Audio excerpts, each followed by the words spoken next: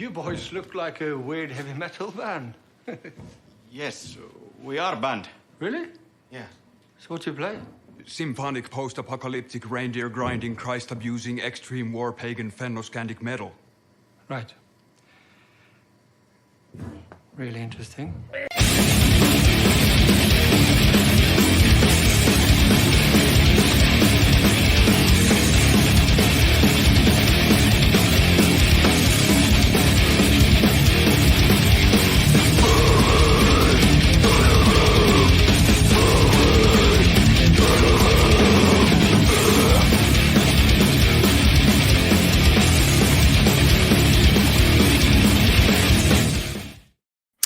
What's up, everyone? DJ Nubis.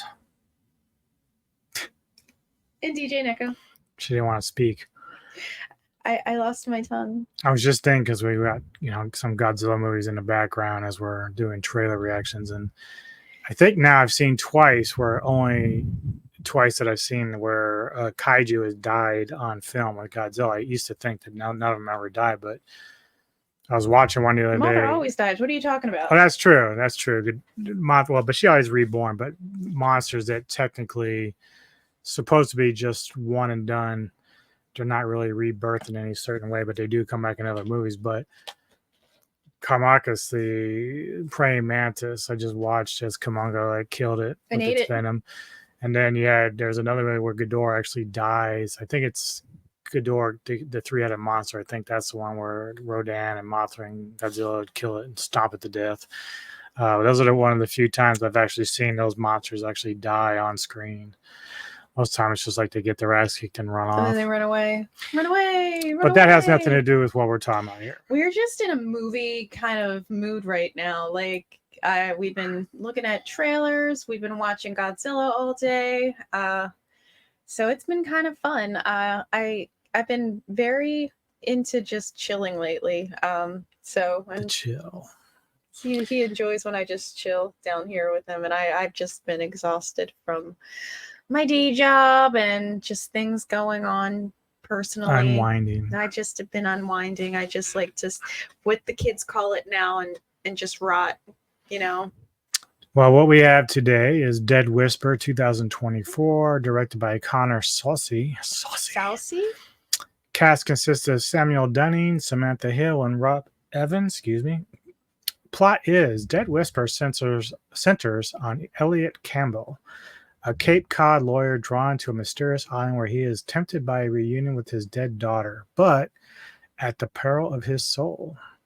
This looks like it has like the classic kind of poster Artwork, yeah. Yeah. I don't know.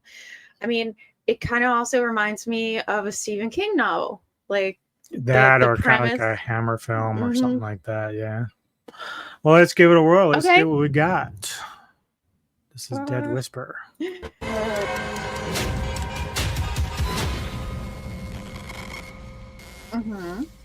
Would you sign your name for me? It's vital that I keep a record of all our guests. I'm really no guest. Anyone who sets foot in my home is my guest. All of this? No, it'll be good for you. Put a suit on again? This pain that I have with me. I mean, that's all that I have left of her. Take a trip. Someplace away from all these distractions. I may have to go to Nantucket for an important case that I'm working. How perfect. An opportunity to distance yourself and confront this burden. Monster Island. Bless your soul. What do you mean? Only from what you've mentioned about your baby. I told you Yeah, I that. want to get the fuck out You of told here. me everything.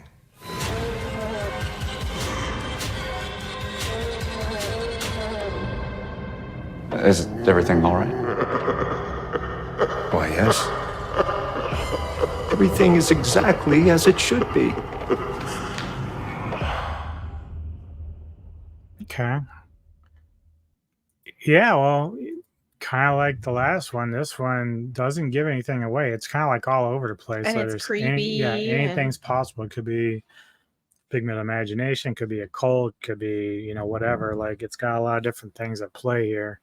Supernatural, obviously, but it's you don't really know exactly what's going on. Yeah, I mean, he could be losing his mind, like in Shutter Island. Oh, yeah. He's dealing with such a horrific loss. Cinematography looks cool. I do like the old timey kind of stuff too. I do enjoy when they go for an aesthetic that is not so modern. Sometimes I feel like it carries a movie more, because if you think of like real life, right? How we interact and stuff, we're texting, we're not on the phone, and it's really hard to capture like real life in modern times and still have like an interesting movie, because a lot of our interactions are not face to face as much as they used to be. Now go and take away all those modern conveniences. You got the payphone, you've got, he's taking the ferry over to Nantucket, which I found really interesting. It makes Nantucket, did they say like the time, that it was, like what no decade it takes place in? I mean, I'm sure there's probably more in-depth descriptions of the plot, but yeah, because sometimes when you take away all these like modern extras, as they say, it kind of enhances like the creepiness of a movie, and it also, the interesting thing is it says in the cinemas in July. I can't see because it's blocking, but then also July 9th, so it's already on both. But this looks like it's kind of like an independent film, so that's probably why it's doing both. But that's one I think that'd be kind of cool to see in theaters. I'd see it. Yeah, so this one looks good. The last two kind of hit the mark. They got some interesting concepts going on there, and a little bit, more original in that sense. But yeah, give us your thoughts again, man. Like, let us know how you feel about it, and hit up in the comments, hit the like button, subscribe. Please like our Be sure to check out tomorrow, 3 p.m. Eastern. We'll be doing the Godzilla Toxic Fandom show with Kevin Lambert. I might have some more guests. I don't know, but we'll see how it goes. Maybe you'll have me. Yeah, if Neko wants to participate, she can. Give her 2 cents, especially from a woman's perspective. That's always nice. And it's interesting. There are so many different types of fandoms out there. Star Wars.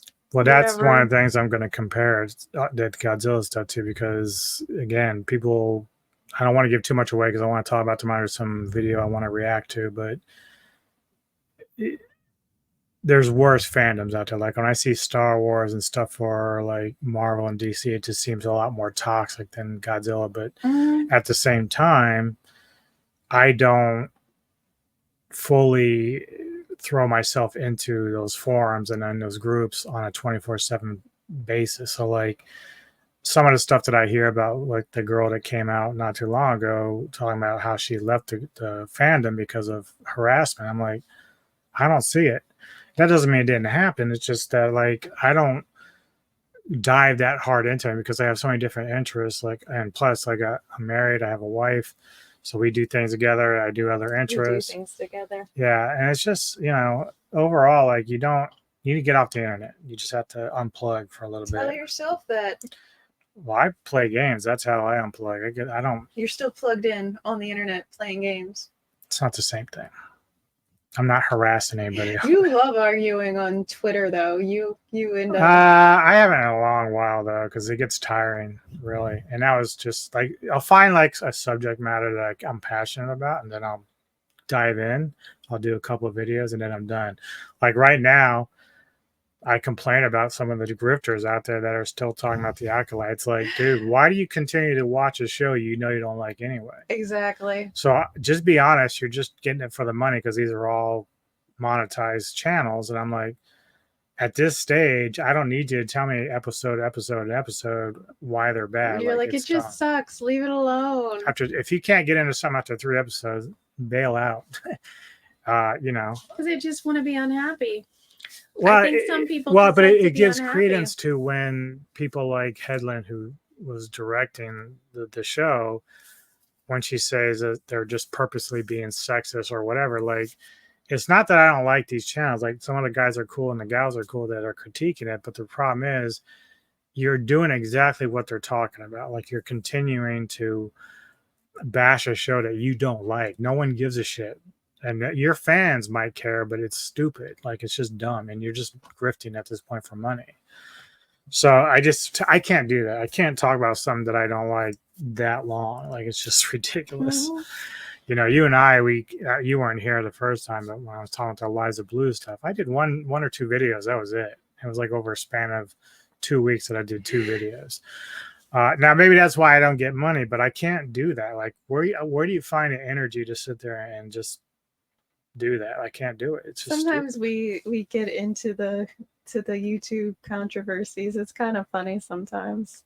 But yeah, but even then it's like, okay, we'll talk about it here and then we'll just go on to something else. Like, there's no reason to drag this shit on for weeks on end. Like, it's just dumb. Like, even now, Alyssa Mercante, who I had a beef with on X, like, she blocked me. That was it. And then, like, I commented here and there, but people are still talking about it. I'm like, dude, why? She's a nobody. Nobody. All right. He's Enough of the rant. He's my son. Hit the like button, subscribe to the channel. I appreciate all the support you give here at the Motown Radio Podcast.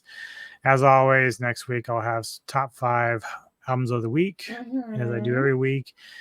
And more stuff coming up, but I'll announce that as it comes along. But see y'all later. Enjoy the rest of your weekend, and peace out. You see before you die.